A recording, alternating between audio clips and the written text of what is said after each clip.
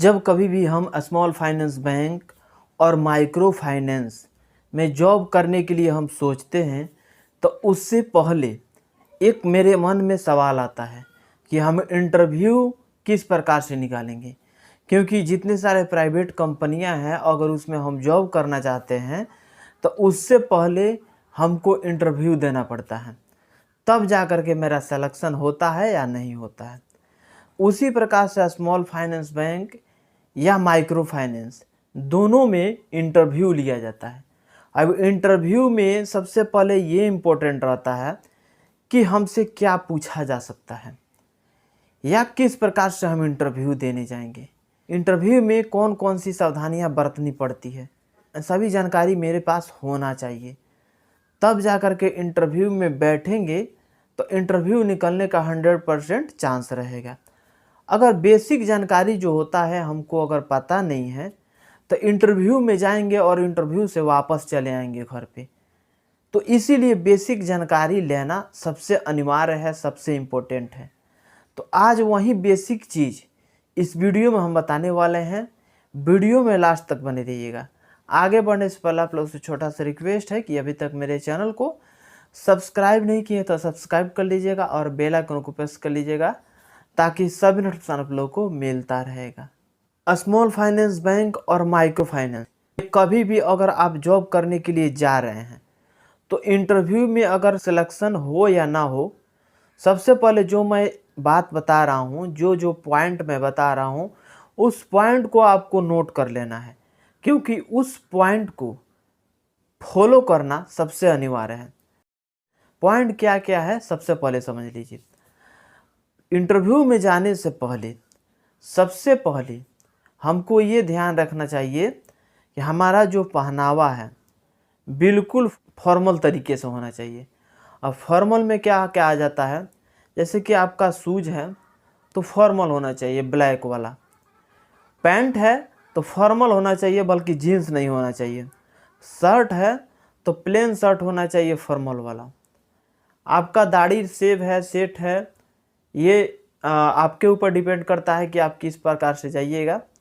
लेकिन जो मैं बता रहा हूँ पहनावा, अपने अंदर फॉर्मल टोटल चीज़ पहन करके जाना चाहिए।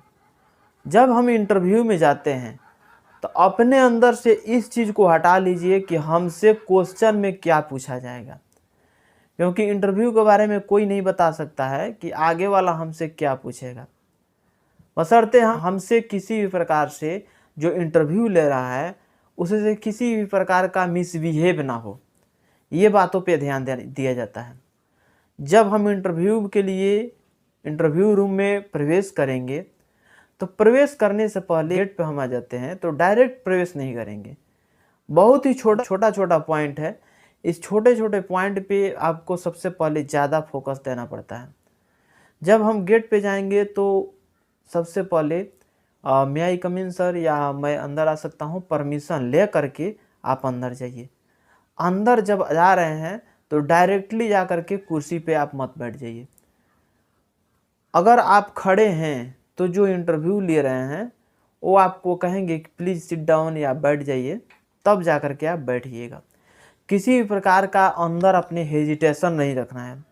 अगर अपने अंदर हेजिटेशन रहेगा, आगे वाला बंदा समझेगा कि इसका अंदर डर है, ये फील्ड में काम नहीं कर पाएगा या ब्रांच में काम नहीं कर पाएगा, चार लोगों से बात नहीं कर पाएगा, लोगों को हैंडल नहीं कर पाएगा।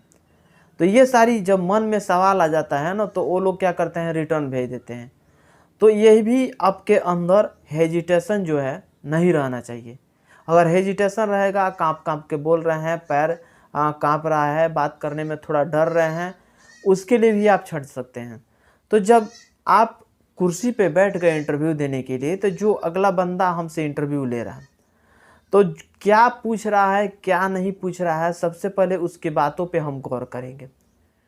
जो चीज़ अगर वो पूछ रहा है हमको मालूम नहीं है तो इतना कह सकते हैं कि सॉरी सर, इसके बारे में हमको जानकारी नहीं है।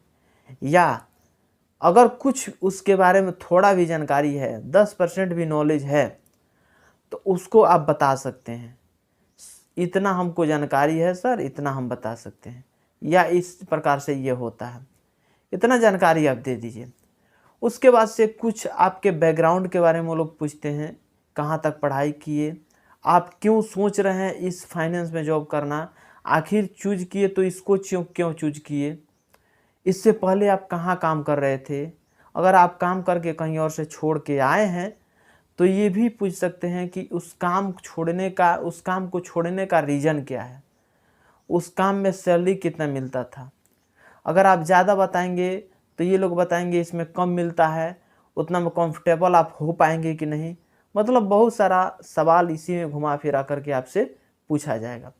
क्वेश्चन पे कम फोकस किया जाता है, किताबी जो नॉलेज होता है उस पर कम फोकस किया जाता है, लेकिन जो बेसिक नॉलेज है जो मैं आपको बता रहा हूँ वो नॉलेज 100% आपसे पूछा जाता है हर एक इंटरव्यू में। ये सारी जानकारियाँ अगर स्मॉल फाइनेंस बैंक के या माइक्रो फाइनेंस के इंटरव्यू में ये सारी जानकारियाँ आप बेसिक तरीके से बिल्कुल हल्के से चेहरे पे मुस्कुराहट रख करके इस चीज़ को अगर जवाब दे देते हैं तो ये 100% आपका चांस रखिए कि इंटरव्यू में सिलेक्शन हो ही जाएगा। आजकल बिहार में देखा जा रहा है कि कंपनियां नहीं हैं, इंडस्ट्रीज एरिया नहीं है, तो जो लोग हैं बिहार के जो पढ़े लिखे युवा हैं वो सोच रहे हैं कि कहीं ना कहीं कोई हमको जॉब मिल जाए, बल्कि बिहार में सब कोई चाहता है कि हमको बिहार छोड़ करके नहीं जाना पड़े, बल्कि बिहार में ही हमको जॉब मिल जाए, कोई छोटा या बड़ा हमको जॉब मिल जाए तो उस जॉब को हम करें। अगर प्राइवेट जॉब मिलता है तो, सरकारी अगर मिल जाता है तो कोई बात नहीं, लेकिन अगर सरकारी नहीं मिल पाता है तो लोग सोचते हैं कि प्राइवेट ही मिल जाए, प्राइवेट को हम कर लेते हैं। तो प्राइवेट में सबसे ज़्यादा आजकल देखा जा रहा है कि small finance bank, micro finance पे ज़्यादा लड़के फोकस दे रहे हैं और ज़्यादा लड़के भी इंटरव्यू दे रहे हैं। तो इसमें हम हमेशा इसमें जानकारी देते रहते हैं हर कंपनी का पोस्ट वाइज पोस्ट, जैसे कि फिनकेयर हो गया, उत्कर्ष स्मॉल फाइनेंस बैंक हो गया, स्वतंत्र प्राइवेट लिमिटेड हो गया, ये सारी कंपनियां जो हैं, भारत फाइनेंस हो गया, ये सारी कंपनियों के बारे में कौन कौन सा पोस्ट होता है, क्या सैलरी मिलता है, कौन सा पोस्ट आपके लिए बेस्ट होता है, सभी इन्फॉर्मेशन वीडियो के माध्यम से हम हमेशा देते हैं। तो आपसे एक छोटा सा रिक्वेस्ट रहेगा कि अभी तक मेरे चैनल को सब्सक्राइब नहीं किया तो सब्सक्राइब जरूर करके रखिएगा, दोस्तों के पास शेयर कर दीजिएगा, एक लाइक कर दीजिएगा। मिलेंगे अगली वीडियो में एक नई वीडियो के साथ। आज के लिए बस इतना ही। जय हिंद।